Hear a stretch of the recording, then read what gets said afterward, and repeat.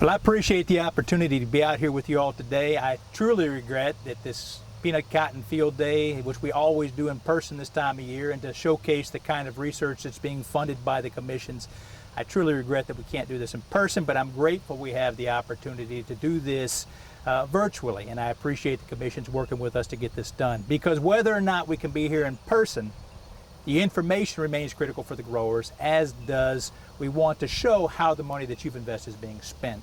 And so my name is Bob Kemerait. I'm an extension plant pathologist. I work primarily with cotton, corn, soybeans, and peanuts. And today I'll be speaking about the work I'm doing on peanuts and cotton. And what I'd like to start off with is just a general overview of our peanut crop. It has been a very difficult year for peanut growers in a lot of ways.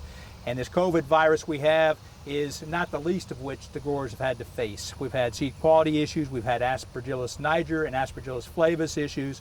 We've had a tremendous problem in a lot of areas getting a good stand. The problem with getting a good stand is that happens at the very beginning of the season. That happens within the first 2 to 3 weeks after you plant the peanuts. We can fix that by replanting, but what we can't fix is the level of tomato spotted wilt virus we've had. And this is a plant out of the field behind me, and this is tomato spotted wilt virus that happened very early.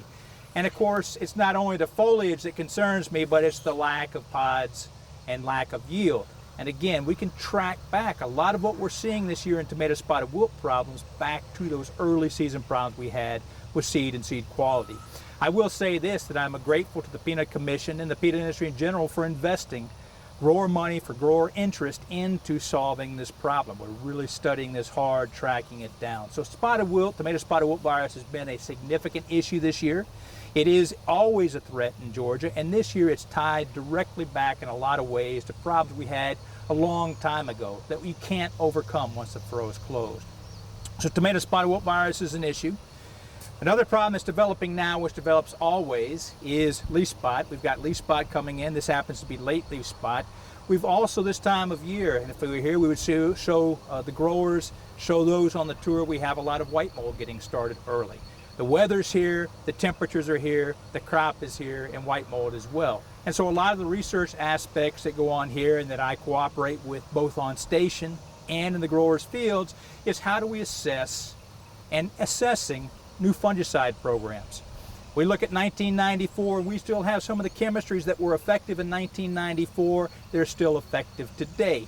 But in 2020, going in 2021, we have new fungicides out there, which are more effective against white mold, more effective against leaf spot. And so a lot of the research I do is coordinating both here on station and with growers and with our extension agents, using the county delivery system, our extension agents, is developing programs and testing programs so that we can bring you, the grower, the best kind of information.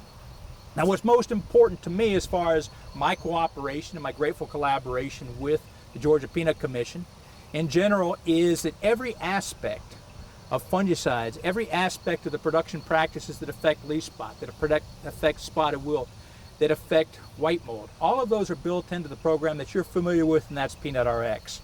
And so my job as the extension specialist in peanuts, we have a lot of different people at the University of Georgia working on peanuts. My biggest focus in cooperation with the Peanut Commission is to, an investment from them, is to look at how do we integrate everything that goes in to a production system, and how does that impact your threat from spotted wilt, how does it impact your threat from leaf spot, how does that affect your threat from white mold, and now we're also looking at nematodes with some of our newer products. And so that all goes into, and one of the biggest cooperations I have and collaborations I have with both the colleagues here at Auburn University, Clemson University, University of Florida, Mississippi State, is to package that, is to continue to refine our Peanut RX, which gives you, the growers, the opportunity at the beginning of the season to see how is my threat, how are my production practices today going to put me at risk to spotted wilt, to white mold, to leaf spot. And if I'm at higher risk than I would like to be, what can I do to try and minimize that? Because there's a lot of things that once you close the furrow, you can't change anymore. And so what I'd like to conclude with is this year, 2020, has been a major year as far as diseases go. What's good for me as far as business is not good for the growers, but fortunately we have the investment and we have the research and we have the support from the University of Georgia administration, we have the support from our growers, we have the support from our commissions, we have the support from the industry to study what can we do to refine and manage spotted wilt, to manage leaf spot, to manage white mold. And again, antimanaged nematodes as well with varieties. And where I fit into the big picture on all this is we integrate all the results that come back, all those components, and how can we build a system which has the best fungicide applications, the most appropriate fungicide applications, the most appropriate management decisions in order to help the growers to make their greatest profit by minimizing losses to those important diseases. The last disease that I'll mention, this is as of yesterday. Here on August the 20th, August the 19th, we found peanut rust in Mitchell County.